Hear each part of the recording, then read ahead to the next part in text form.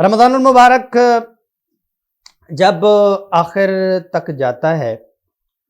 تو جو مومنین ہیں جنہوں نے رمضان کمایا ہے، جنہوں نے تراویح میں اپنے آپ کو تھکایا ہے، جنہوں نے روزے کو آبیاری دی ہے، جنہوں نے اپنی جسموں کو ہڈیوں کو پگھلایا ہے، یقیناً وہ اللہ کے ہاں سے بہت بڑا انعام لینے والے ہوتے ہیں۔ صبح مزدوری کرتا ہے، جب شام 5-6 بجے رات کے وقت میں جب کلوزنگ ہوتی ہے تو اس کی تھکاوٹ ہو رہی ہوتی ہے، تو جو ہی اس کے ہاتھوں میں تھما دیے جاتے ہیں بھی آپ کی یہ مزدوری ہے، تو اسی وقت ہی وہ مزدوری پکڑ کے اس کے ہاتھوں سے اس کے چہرے میں ایسا کوئی کرنٹ اور طاقت جاتی ہے، اس کا چہرہ کھلکھلا جاتا ہے، میری تھکاوٹ کے پیسے پورے ہو گئے۔ تو پورا جب رمضان المبارک گزر جاتا ہے، چاند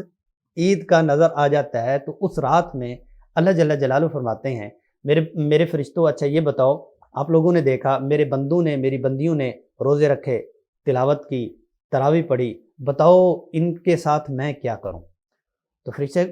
فرماتے ہیں کہ یا اللہ آپ کا ہی فرمان ہے کہ مزدور کی تھکاوٹ سے پہلے اس کو مزدوری دے دی جائے، تو ان کو بھی مزدوری دے دی جائے۔ تو اللہ جل جلالہ فرماتے ہیں فرشتوں گواہ رہنا، میں نے ان تمام اپنے بندوں اور بندیوں کی مغفرت کر دی۔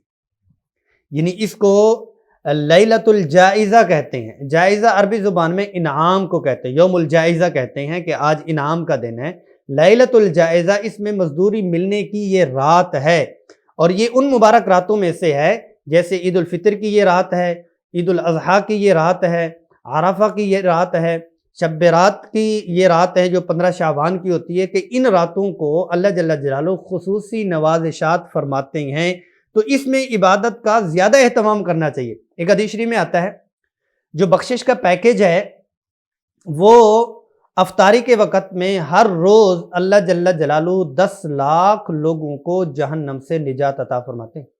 10 لاکھ لوگوں کو، جو لوگ رو رہی ہے، مانگ رہی ہیں، یہ صرف پیکیج افطاری کا ہے۔ سحری کا علیحدہ ہے، ظہر کا علیحدہ ہے، عصر کا علیحدہ ہے، صدقات کا علیحدہ ہے، روزہ افطار کروانے کا علیحدہ ہے، سحری کروانے کا علیحدہ ہے، اس میں دوسرے جو وہ تو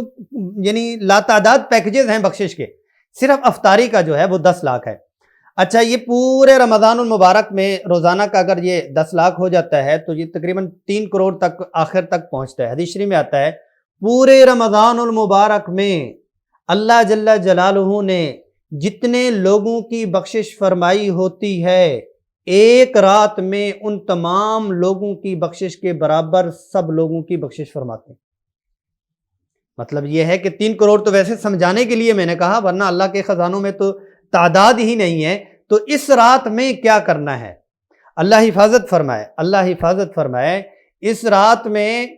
جو عام لوگ پورا اہتمام کرنے والے ہوتے ہیں وہ بھی مارکیٹس میں ایسے گھس جاتے ہیں کہ سارا کچھ ہی چھوٹ گیا، اور جو 10 دن روزانہ صلاۃ و تسبیح، روزانہ رونا، 3 پارے تلاوت اور سارا اعتکاف میں بیٹھنے والے، یہ طبقہ اٹھ کے سب سے زیادہ ان کا رش ہوتا ہے کہ داڑھی شیو کروا لیں، حمام پہ ان کا رش ہوتا ہے۔ اس رات میں اللہ سے ملنا ہے، اس رات میں انہوں نے اللہ کو پانا ہے، جائزہ اور انعام لینا ہے۔ سارا دن مزدوری کی اور مغرب میں مزدوری ملنی تھی، عصر میں پھٹے ہو گیا، عصر میں یہ بھاگ گیا، اور دھوکہ اس نے کس کو دیا؟ خود کو دھوکہ دیا، یہ آفس میں گیا ہی نہیں لینے کے لیے۔ تو ایسے ہی ہے کہ سارا اعتکاف میں محنت، تراویح میں محنت، روزے میں محنت، اور اس رات کو ساری رات کے لیے کیا کر دیا؟ مارکیٹ کے لیے کر دیا، حمام کے لیے کر دیا، وہ دائیں بائیں وہ چلا گیا، تو اس کی وہ رات کیا ہوگی؟ مجروح ہو گئی۔ تو اس میں اہتمام کرنے کی یہ چیز ہے کہ اس رات میں اعتکاف والے گھر والوں کو ملنے کے بعد مسجد میں واپس آ جائیں، بلکہ اس رات میں تو جنہوں نے اعتکاف نہیں کیا وہ لوگ بھی جا کے مسجد میں گزاریں، اور مسجد میں اللہ سے گڑگڑائیں کہ یہ رات یا اللہ میں نے مزدوری نہیں کی، مجھے دے دے۔ جب کوئی مزدور سب کرنے والے ہوتے ہیں کہ جس نے 2 گھنٹے کیے ہو، اس کے گھٹنے درد کر رہے ہوں، بڑا ماڑا سا بندہ ہو، بابا ہو کہ بوس جی میرے کول ہوئی نہیں مزدوری، میں ماڑا جی ہے بندہ، تو اس رات میں تو ہم اللہ کے سامنے کہہ دیں کہ یا اللہ میں ماڑا ہوں، مجھے دے، تو اس